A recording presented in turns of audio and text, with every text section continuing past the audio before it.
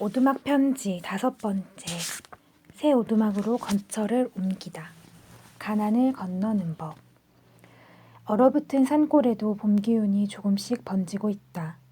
응달과 골짜기는 아직도 얼어붙어 있지만 한낮으로 비치는 햇살과 바람결은 한결 부드러워졌다.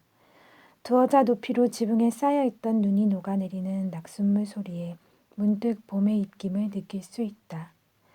지난 겨울부터 산 아래 마을에서는 집집마다 기름 보일러를 장작이나 연탄 보일러로 개조하는 작업이 한창이다.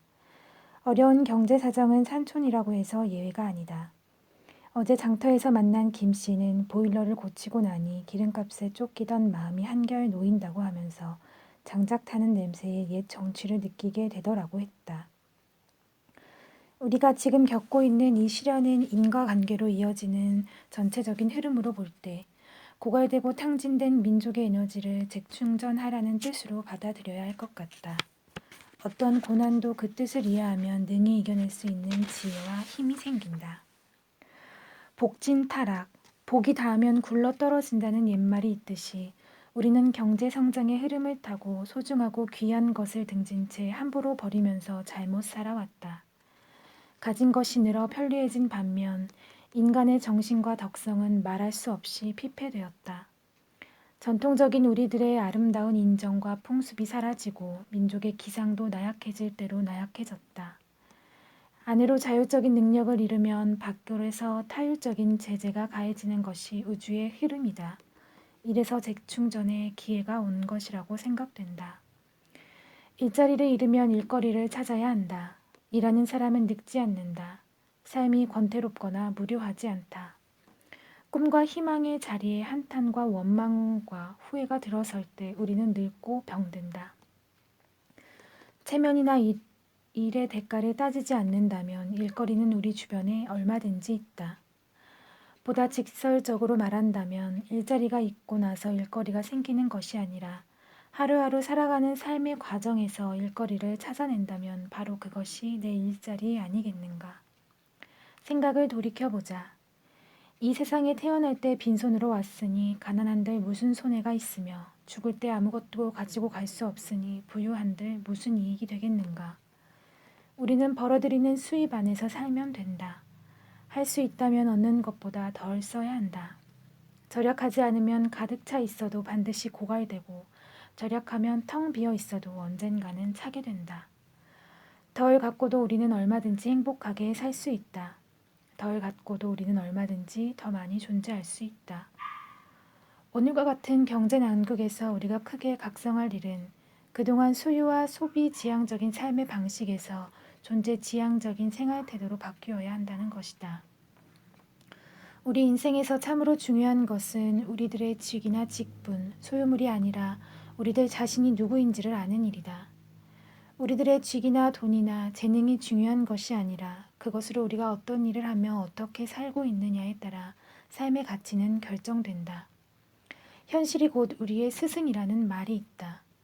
우리에게 오늘과 같은 시련이 없다면 우리 미래는 어떻게 될 것인지를 곰곰이 생각할 때 우리 자신과 후손들의 건전한 삶을 위해서라도 마땅히 거쳐가야 할 관문이라고 여겨진다. 소욕지족, 작은 것과 적은 것으로 만족할 줄 알아야 한다. 우리가 누리는 행복은 크고 많은 것에서보다 작은 것과 적은 것 속에 있다. 크고 많은 것만을 원하면 그 욕망을 채울 길이 없다. 작은 것과 적은 것 속에 삶의 향기인 아름다움과 고마움이 스며 있다. 시작이 있는 것은 반드시 그 끝이 있다. 오늘의 어려움을 재충전의 뜻으로 받아들인다면 우리는 우리가 지닌 무한한 잠재력을 일깨울 수 있다. 오르막이 있으면 반드시 내리막이 있는 법이고 낡은 문이 닫히면 새 문이 열리게 되 마련이다. 얼어붙은 대지에 봄이 움트듯이 좌절하지 말고 희망의 씨를 뿌리자. 그런 길은 없다. 장마가 오기 전에 서둘러 해야 할 일로 나는 요즘 바쁘다. 오두막 둘레에 무성하게 자란 풀을 베고 고추밭에 김도 매야 한다. 장마철에 지필 땔감도 비에 젖지 않도록 미리 추녀 밑에 들이고 폭우가 내리더라도 물이 잘 빠져나가도록 여기저기 도랑을 친다. 산중에서 살면 산마루에 떠도는 구름이나 바라보면서 한가롭게 지낼 것 같지만 사람 사는 곳이면 어디나 그렇듯이 일이 많다. 여럿이 할 일을 혼자서 해야 하는 경우에는 그 일이 끝이 없다. 산그늘이 내릴 무렵 하루 일을 마치고 게을물에 씻고 나서 흐르는 게을물 소리에 귀를 맡기고 한참을 쉬었다. 개울가에 앉아 무심히 귀 기울이고 있으면 물만이 아니라 모든 것이 멈춰 있지 않고 지나간다는 사실을 새삼스레 인식하게 된다. 좋은 일이건 굳은 일이건 우리가 겪는 것은 모두가 한때일 뿐이다.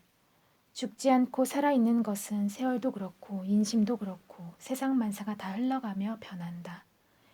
인간사도 전생의 과정에서 보면 기쁨과 노여움, 슬픔과 즐거움이 지나가는 한때의 감정이다.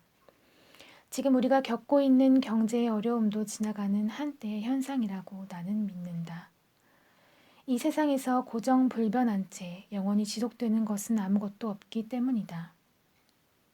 세상 일이란 내 자신이 지금 당장에 겪고 있을 때는 견디기 어렵도록 고통스러운 일도 지내놓고 보면 그때 그곳에 그 나름의 이유와 의미가 있었다는 것을 뒤늦게 알아차린다. 이 세상 일은 원인 없는 결과가 없듯이 그 누구도 아닌 우리들 자신이 파놓은 함정에 우리가 빠지게 된 것이다. 이 시대와 이 지역에서 함께 살아간다는 이 엄연한 현실이 공동 운명체를 이루고 있기 때문에 이제 와서 누구를 원망하고 탓할 것도 없다. 이 땅에 몸담고 살아가는 사람들은 저마다 묵묵히 그 책임이 있다. 오늘 우리가 겪는 온갖 고통과 이 고통을 이겨내기 위한 의지적인 노력은 다른 한편 이 다음에 거둘 새로운 열매가 될 것이다. 따라서 이 어려움을 어떤 방법으로 극복하느냐에 의해서 미래의 우리 모습은 결정된다. 도로를 넓히기 위해 공사가 진행 중인 위태로운 길목에는 절대 감속이라는 표지판이 설치되어 있다. 절대란 모든 언어가 그 앞에서 주눅이 드는 초월의 세계다.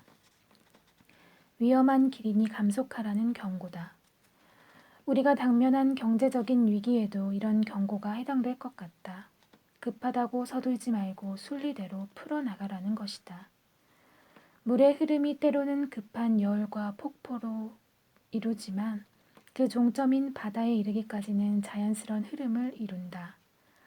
어려운 때일수록 급히 서둘지 말아야 한다. 지난 세월 그 많은 시행착오가 급히 서두른 결과였음을 상기해야 한다. 개인적인 처지에서 보면 오늘의 어려움은 저마다 처음 당하는 일 같지만 지금 우리가 가고 있는 길은 일찍이 누군가 갔던 길이다.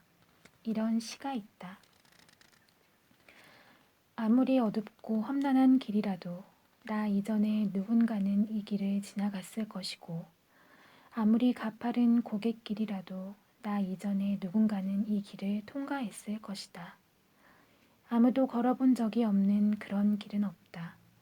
어둡고 험난한 이 세월이 비슷한 여행을 하는 모든 사람에게 도움과 위로를 줄 수 있기를. 베드로 시안에 그런 길은 없다.